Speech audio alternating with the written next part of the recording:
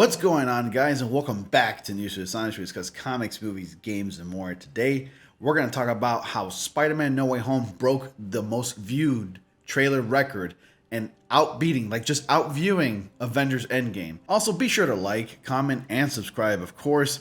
If you're new to the channel, definitely do that. It really helps the channel. I'm only 100 subscribers away from 5,000 subs, guys. This is awesome. Please do that immediately. It really helps the channel, and I will be forever grateful if you do. And join my Discord. Invitation link to that is in the description box below, along with my socials like Instagram and my Twitter, of course. Now, this is unprecedented, but it was kind of expected since we've been deprived of any other Spider-Man No Way Home trailer or news for the longest, and Sony has been holding out until finally on August 23rd, they dropped the trailer, and in just 24 hours, it broke the record as far as the most viewed trailer. Right now, I'm actually on YouTube right now looking at the trailer itself, and it's actually sitting at 53 million views. That is insane. Now, you can actually go ahead and say that this is attributed to mostly the fact that it's going to be giving us a lot of nostalgia. Supposedly, Tobey and Andrew Garfield are returning. A lot of the villains from previous Spider-Man movies, from like the Raimi films to the Andrew Garfield movies, they're coming back as well. So I actually want to go ahead and read this article to you, and then we can discuss a little bit. It's not much to talk about, really. It's just that this trailer, impressively just gained over 53 million views. In fact, this article actually discusses a little bit further, so I'm gonna go ahead and read it to you. In the meantime, enjoy this B-roll of Spider-Man from PS5 Remastered, at least. So the official trailer for Sony's Spider-Man No Way Home has broken the all-time viewing record set by Marvel and Disney's Avengers Endgame. According to the reports, the No Way Home trailer earned a total of 355.5 million global views in its first 24 hours, shattering Endgame's earlier record of 289 million views. The viewership of the upcoming film's trailer also surpassed its 2019 predecessor, Far From Home, which garnered 135 million views in its first 24 hours. Now, that was actually due to the fact that that movie takes place after Avengers Endgame, so everybody was wondering, oh my god, what's happening next? This is like the first movie right after post Avengers Endgame, and of course that would shatter the views as far as that goes, and expectations were pretty high. Unfortunately, Far From Home for me personally wasn't the best Spider-Man movie, but I hope that No Way Home does not disappoint. So moving on with the article, in addition, the trailer then generated 4.5 million global mentions on social media in its first 24 hours. It's totally trending like crazy, guys. The largest of all time. And in the US, it's generated 2.9 million mentions, almost 1 million more than Endgame's 1.94 million mentions.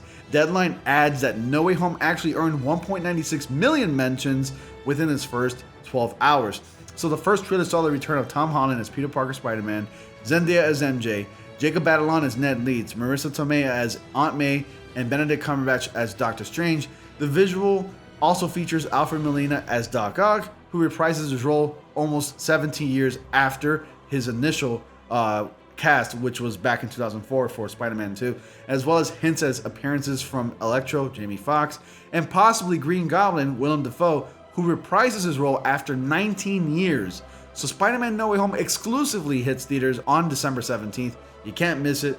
Go ahead and get your seats there. Go ahead and get your tickets as soon as possible. As soon as tickets become available, buy the ticket as fast as possible, because I'm sure it's going to sell out, and people are expecting nothing but greatness from this movie. Expectations are really high, guys. This is going to be insane. And now I think, the view count, besides the fact that it's Spider-Man, a huge popular IP, probably the most popular character of all fiction and of all time ever, I think the reason why this trailer broke the record is because there's so much expectations coming out of this movie, okay? We've heard a lot of the rumors. We've discussed it on this channel. All the content creators have discussed it on their channels as well, that, we've heard so many things, like Tobey Maguire and Andrew Garfield coming back. That's actually something that people are actually looking forward to. And it's kind of funny because I've actually mentioned this on my channel before, how Tom Holland, Spider-Man, Peter Parker, is going to be making a cameo in his own film, when really people are looking forward to seeing the return of OG Tobey Maguire and, of course, Andrew Garfield. They're both fan favorites in every way, and I think Tobey Maguire is still my favorite Spider-Man personally to this day. Personally, Spider-Man 1, the first one from Raimi, holds a special place in my heart. Do not call me a Raimi show. I am not a Raimi show. I just think those movies are better in every way, and that's a conversation for another type of video, and I can explain why. And I'm sure some of you already heard me explain why I like that film. in my live streams. But aside from that, I'm going off a tangent there. I'm sorry about that.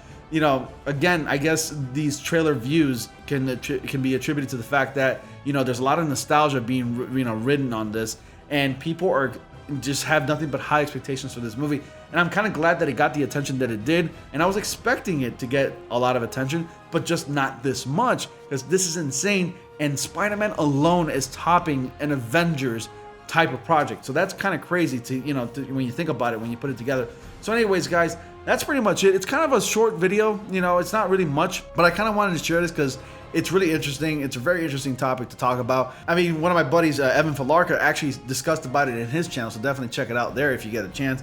But this is just insane. Like, I can't even fathom at the fact that Spider-Man himself broke the all-time, view count record. It topped the Avengers. Now, I'm actually wondering if Spider-Man No Way Home will beat the Avengers Endgame box office. Oh, for sure, you can say that this movie is going to make its $1 billion. But I think it'll even surpass the $2 billion mark because of the inclusion of these characters, especially with the inclusion of the Sinister Six, at least the MCU's version of the Sinister Six, or Sony. Because Sony's been wanting to do this for so many years. They attempted to do it with back then when Andrew Garfield was Spider-Man. They were actually going to release a Sinister Six movie right after Amazing Spider-Man 2. Of course, that went nowhere. That failed easily. And now Sony shares Spider-Man with the MCU. So I think this is just Sony really pushing it. Again, this movie is going to be insane. And I'm starting to believe that Tom Holland's word, and I believe he said this, and I quote, that this movie is going to have a huge action scene topping the finale in Avengers Endgame. At least topping that fight scene, or the huge battle sequence that there was in Avengers Endgame. And that's kind of a really, really bold statement to make, especially because Avengers tends to be high action packed, filled with so many superheroes and Marvel characters and whatnot.